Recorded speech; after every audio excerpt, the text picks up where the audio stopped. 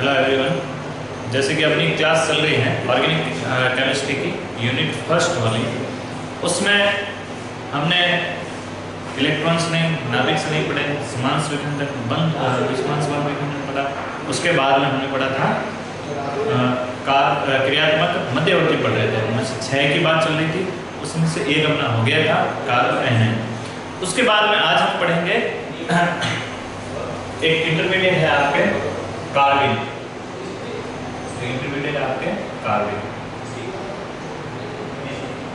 Topic नहीं लेते हैं।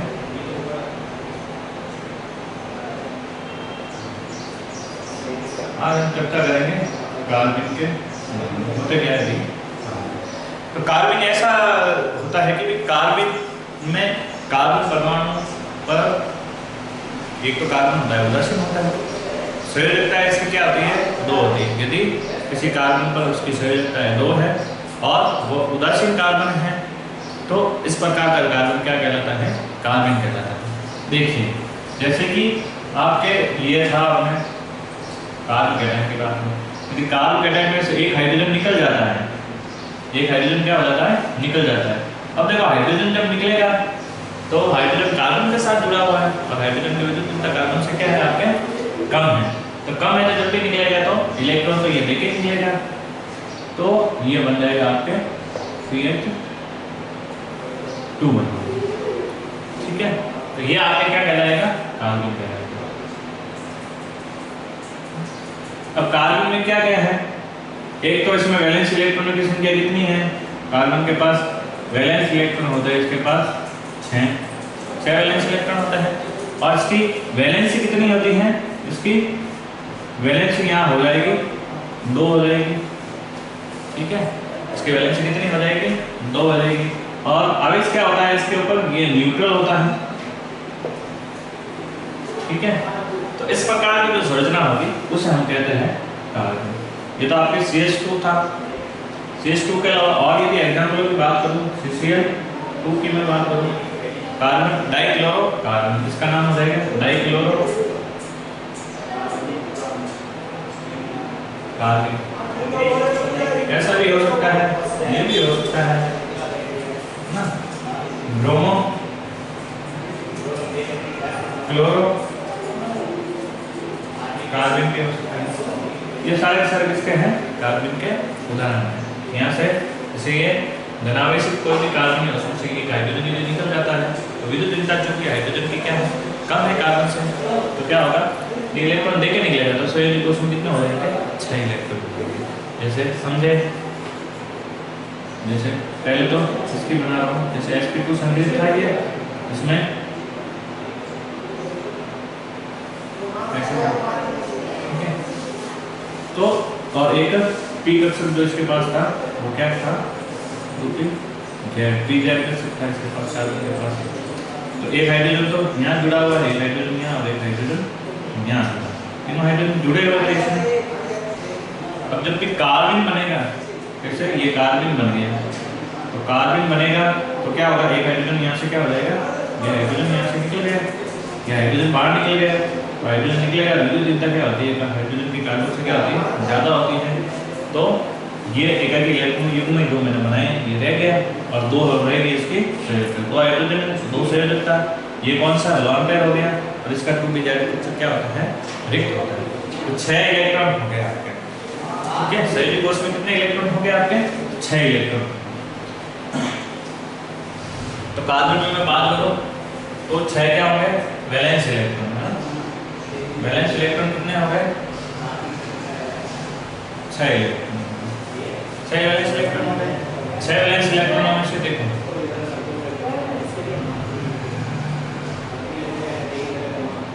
4 तो क्या होंगे आपके? बॉन्डेड इलेक्ट्रॉन, या फिर मैं कह दूं 2 आपके क्या है? बॉन्ड। 2 है आपके, 2 पॉइंट बाय कह दूं यार, 4 बॉन्डेड इलेक्ट्रॉन कह दूं, एक ही बात है। और 2 इलेक्ट्रॉन जो होते हैं, 2 इलेक्ट्रॉन आपके कैसे होते हैं? नॉन बॉन्डेड होते हैं। 2 इलेक्ट्रॉन कैसे होंगे? तो ये तो कॉमन ही रहेंगे, दो जो नॉन बॉन्डेड इलेक्ट्रॉन है उनमें से यदि ये दोनों इलेक्ट्रॉन किसके रूप में रहे, लोन पेयर के रूप में रहे, एक तो रहेंगे लोन पेयर के रूप में, एक रहेंगे अनपेयर के रूप में। लॉन पेयर इलेक्ट्रॉनों के रूप में रह रहे हैं या अनपेयर इलेक्ट्रॉनों के रूप में रह रहे हैं, ये चेक करना होता है। लॉन पेयर के रूप में रह रहे हैं तो इनका संकरण होता है sp2 और इसको हम कहते हैं सिंगलेट। क्या कहेंगे? सिंगलेट कहेंगे। ये वाले हैं तो ये कहलाते हैं आपके ट्रिपलेट। यदि अनपेयर इलेक्ट्रॉन रहेंगे तो क्या हो जाएगा? ट्रिपलेट हो जाएगा। और ट्रिपलेट में भी देखो दो अलग अलग होंगे, एक तो आपके sp2 संकलित भी हो सकता है और आपके sp संकलित भी हो सकता है। इतना आपको समझना है, ठीक है? कार्बन कैसे बना? कोई भी कार्बन क्या है ना, उसमें एक हाइड्रोजन निकल गया तो पीछे क्या है, वो इलेक्ट्रॉन देके यदि निकल रहा है तो एक नेगेटिव इलेक्ट्रॉन इनमें रह जाएगा और दो बंद युग्म में रह जाएंगे। टोटल 6 इलेक्ट्रॉन होंगे आपके बैलेंस है, उसमें से 4 तो क्या हो जाएंगे बॉन्डेड इलेक्ट्रॉन, जिससे ये क्या बनाएंगे, दो सिग्मा बॉन्ड बनाएंगे, है ना? दो सिग्मा बॉन्ड बनाएंगे, तो सिग्मा बॉन्ड बनाएंगे, दो सिग्मा बॉन्ड बनाएंगे तो इसकी वैलेंसी कितनी हो जाएगी? 2 हो जाएगी।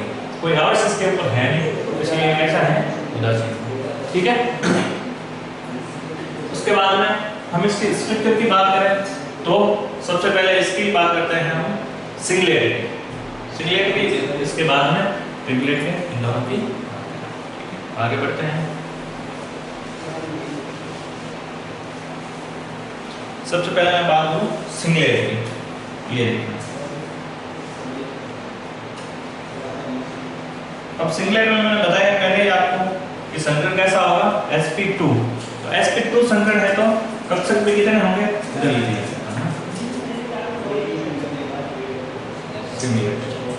संकरण कैसा है? sp2 संकरण। क्योंकि sp2 संकरण है तो sp2 संकरित कक्षक भी कितने होंगे?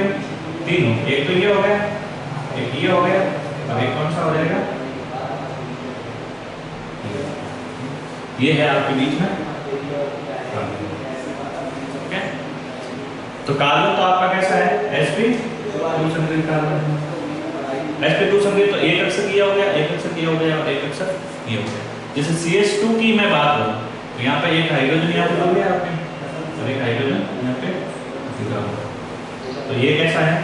sp2 संकरित है, ये भी कैसा है? sp2 संकरित है, ये भी कैसा है? sp2 संकरित। तो एक हाइड्रोजन और एक कार्बन में मिलकर युग्मन बना दिया जिसमें 2 इलेक्ट्रॉन। इसमें भी क्या है? 2 इलेक्ट्रॉन, ठीक है? तो ये तो तीनों हाइब्रिड ऑर्बिटल है, जिसमें से 2 हाइब्रिड ऑर्बिटल तो आपके हाइड्रोजन के साथ बंध बना रहे हैं। तो ये क्या बनाएंगे? 2 तो क्या बनाएंगे? सिग्मा बॉन्ड बनाएंगे।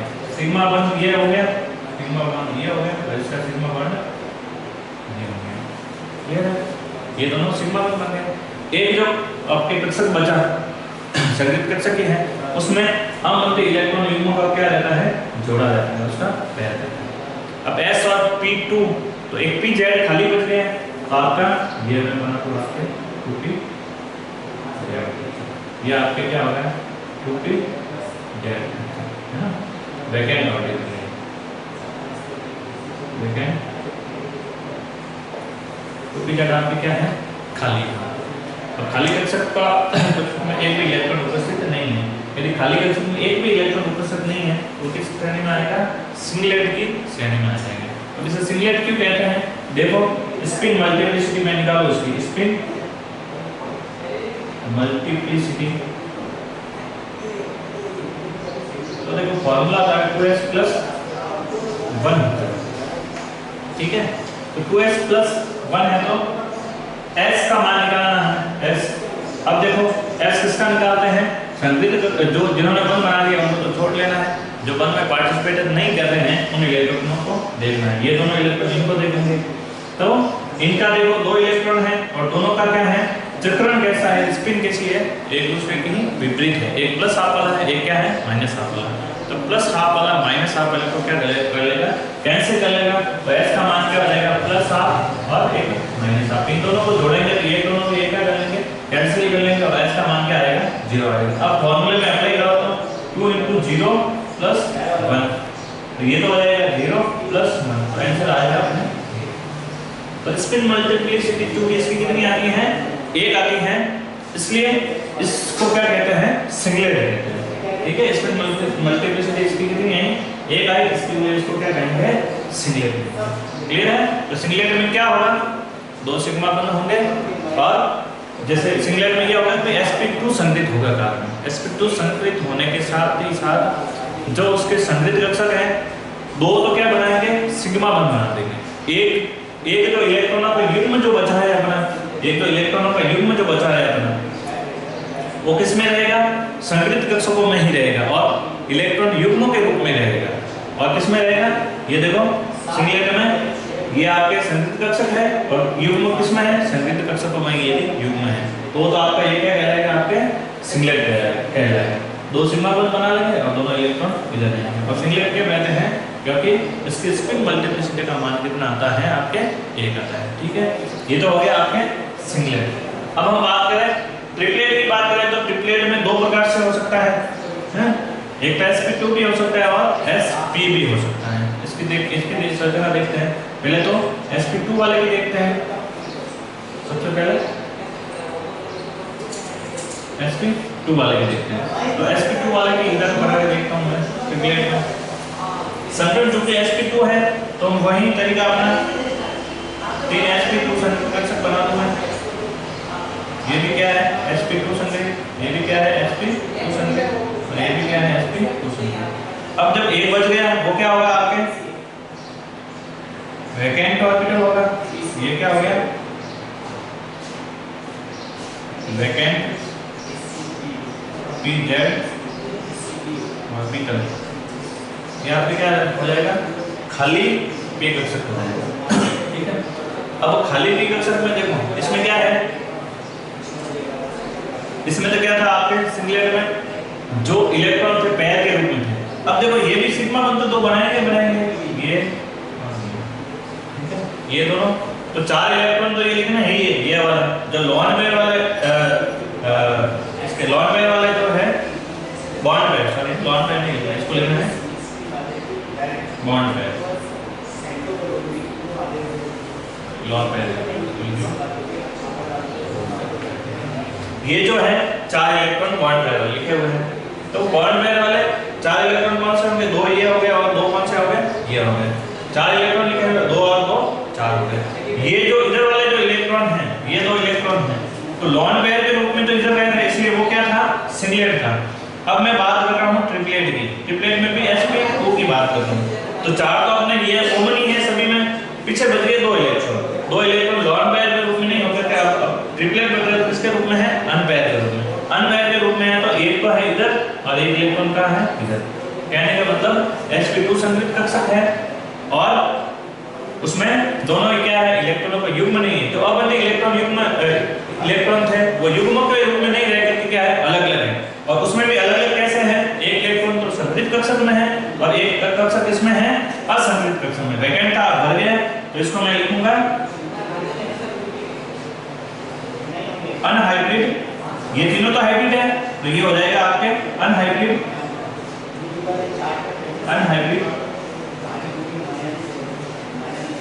pz orbital. ये अनहाइब्रिड ऑर्बिटल हो गया। तो अनहाइब्रिड में पहले देखो एक भी इलेक्ट्रॉन नहीं था और इलेक्ट्रॉन जो अबंध इलेक्ट्रॉन थे दोनों किस में थे? संगृहीत कक्षकों में थे।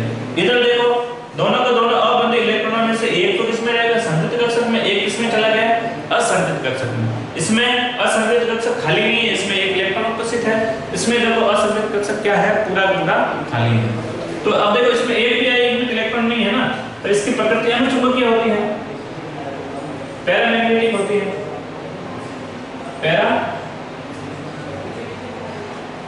मैग्नेटिक होती है, इसकी प्रकृति कैसी होती है? पैरामैग्नेटिक। अब देखो यहाँ पे अयुग्मित इलेक्ट्रॉन आ गया, अनपेयर इलेक्ट्रॉन आ गए। तो पहले मैंने देखा अयुग्मित इलेक्ट्रॉन आते ही प्रकृति कैसी हो जाती है? डायमैग्नेटिक। ये कैसा है? इसकी प्रॉपर्टी मैग्नेटिक प्रॉपर्टी कैसी हो जाएगी? डायमैग्नेटिक हो जाएगी। ये कैसा होता है? डायमैग्नेटिक। ठीक है, अब देखो बात करते हैं कि इसको ट्रिपलेट क्यों कहते हैं? ट्रिपलेट है तो देखो इसकी स्पिन मल्टीप्लिसिटी निकाल के देखते हैं हम। स्पिन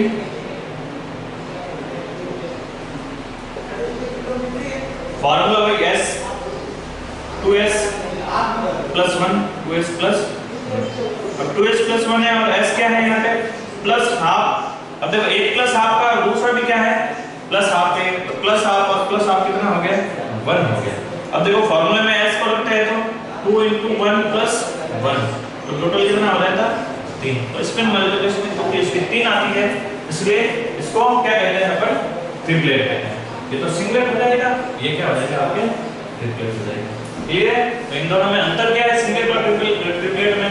तो sp2 वाले में क्या अंतर है सिंगलेट और ट्रिपलेट में?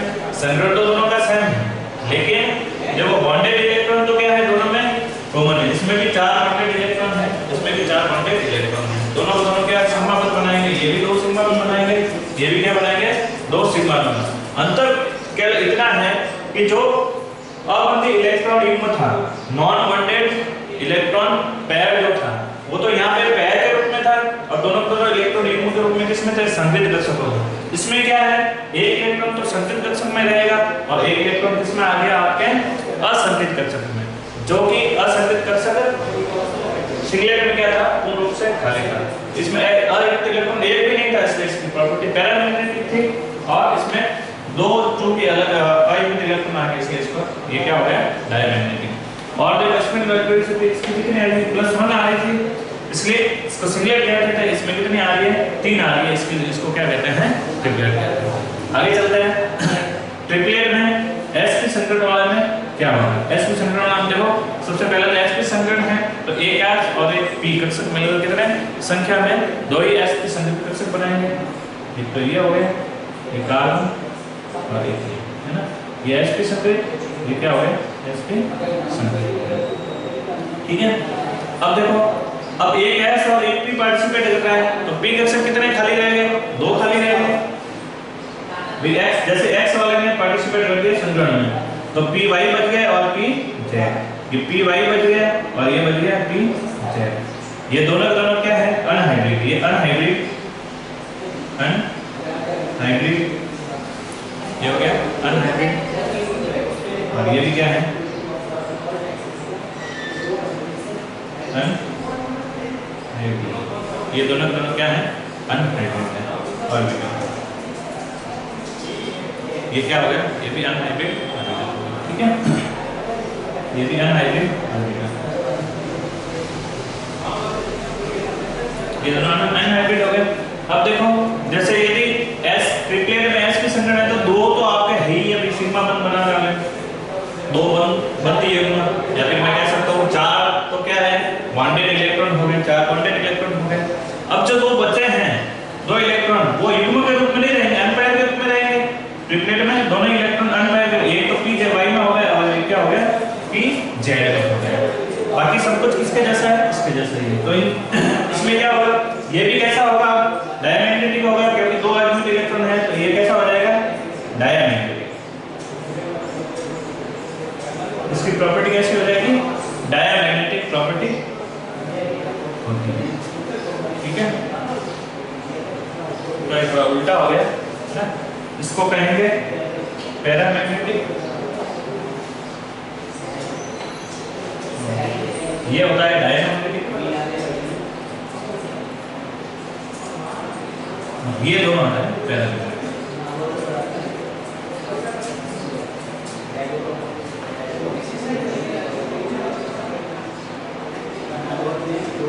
ये दोनों क्या होंगे पैरामैग्नेटिक। जिसमें आयनिक इलेक्ट्रॉन होंगे वो अनुचुंबकीय होंगे और जिसमें आयनिक इलेक्ट्रॉन नहीं है वो कैसे हो जाएंगे प्रतिचुंबकीय हो जाएंगे। तो प्रतिचुंबकीय होगा ये दोनों कैसे हो जाएंगे अनुचुंबकीय। तो अब देखो इसमें और इसमें क्या फर्क है, इसमें भी आयनिक इलेक्ट्रॉन 2 है, इसमें भी आयनिक इलेक्ट्रॉन 2 है, लेकिन देखो इसमें जो आयनिक इलेक्ट्रॉन एक तो किसमें था संगृहीत कक्षक में था, एक था असंगृहीत कक्षक में। इसमें दोनों के दोनों आयनिक इलेक्ट्रॉन किसमें है दोनों के दोनों आयनिक इलेक्ट्रॉन असंगृहीत कक्षकों में। ये इन दोनों में क्या हो गया अंतर हो गया। ठीक है, आगे यदि हम देखेंगे तो इनको बनाएंगे कैसे इनको बनाया जा सकता है वो देखते हैं। इनका निर्माण कैसे होता है, एक दो रिएक्शन देखेंगे।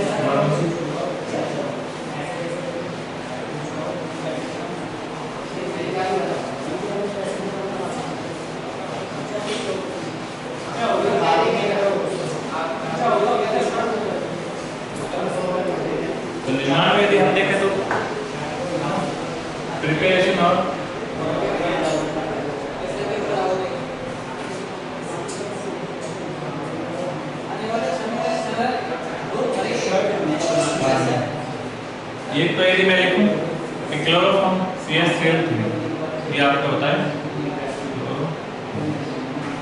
क्लोरोफॉर्म की अभिक्रिया करवानी है इसके बेस के प्रेजेंट में सार की उपस्थिति में करवानी है, तो क्या बन जाएगा आपके CCl2 और क्लोरीन बाहर निकल जाएगा और एक बनता है साथ में आपके जल का। एक मैं बात करूं कीटिंग की, CH2 ये होता है आपके तो ये यहाँ से टूट जाएगा, तापीय अपघटन होगा, थर्मल डीकंपोजिशन, थर्मल डीकंपोजिशन। यदि इनका थर्मल डीकंपोजिशन होता है तो क्या बन जाता है CH2 और क्या बन जाएगा आपके कार्बन मोनोऑक्साइड। इस प्रकार से इसको हम ठीक है। तो ये था आपके पूरा का पूरा कार्बन। क्लियर है? कार्बन में क्या था शुरुआत से देखते हैं। कार्बन होते क्या है? ऐसा कार्बन जिसकी सौलिकता कितनी हो 2 हो और कैसा हो कार्बन उदासीन हो, इस प्रकार का कार्बन क्या कहलाता है आपके कार्बन कहलाता है। और कार्बन में सभी इलेक्ट्रॉनिक संख्या कितनी होती है 6 होती है और वैलेंसी कितनी होती है कार्बन में, कार्बन की वैलेंसी होती है आपके 2 होती है। ठीक है। इसके बाद हम बात करेंगे रचनाओं के बारे में। तो सभी इलेक्ट्रॉन कितने होते हैं 6 होते हैं, 6 वैलेंस इलेक्ट्रॉन होते हैं, उसमें से 4 तो क्या होते हैं बॉन्डेड इलेक्ट्रॉन, बॉन्डेड और 2 इलेक्ट्रॉन जो होते हैं non bonded. In non bonded electron के आधार पे हम क्या है कि ये कौन सा कार्बन है, ट्रिपलेट है, सिंगलेट है, उसका हम पता कर सकते हैं।